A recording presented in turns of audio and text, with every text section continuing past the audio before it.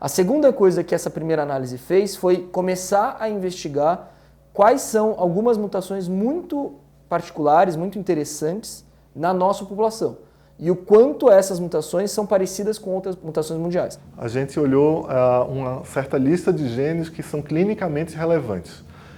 Essa lista ela é montada pela Sociedade Americana de Genética Médica no intuito de todos os achados de variantes potencialmente patogênicas, potencialmente danosas, nos genes dessa lista, que no momento contém 56 genes, eles devem ser reportados para o paciente, porque tanto o paciente quanto a família, irmãos, tios, primos, podem estar em risco de algumas doenças. Então nós sabemos, por exemplo, mutações de doença, fibrose cística, disposição a câncer, tá? Erros do metabolismo, que são coisas que o teste do pezinho tenta pegar, né? E a gente tem sempre um viés muito grande de qual é a quantidade, por exemplo, de fibrose cística, que é uma doença do teste pezinho, que é uma doença grave, na Europa e nos Estados Unidos. E a gente não tem nunca até agora não teve um dado tão objetivo de qual seria a frequência dessa mutação na população brasileira.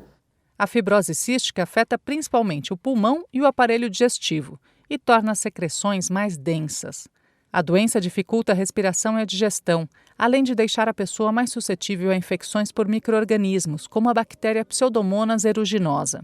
A fibrose cística é causada por alguns tipos de mutação genética. A gente tem no mundo uma mutação que é muito mais comum, que é uma deleção chamada delta F508, em que no mundo chega uma frequência de até 1 para 40 pessoas. Ela é em torno de 50% a 60% de todas as mutações de fibrose cística nos países europeus, enquanto que no Brasil a primeira coisa que a gente descobriu é que ela só está em 3 de 609 velhinhos, então ela está em 1 para 200, que é muito longe de 1 para 40. E além disso, ela não é 50% das mutações principais. Nós encontramos mais outras 7, tá? mais ou menos 10. É uma coisa que prova que no Brasil não basta procurar a principal mutação, que é um teste que é realizado na Europa. Eu primeiro procuro a principal mutação e depois eu me preocupo com as menos frequentes. No Brasil não, você já tem que ter uma abordagem de procurar mais mutações, porque essa, em vez de ser responsável por 60% dos casos, ela é responsável por menos de 30% dos casos.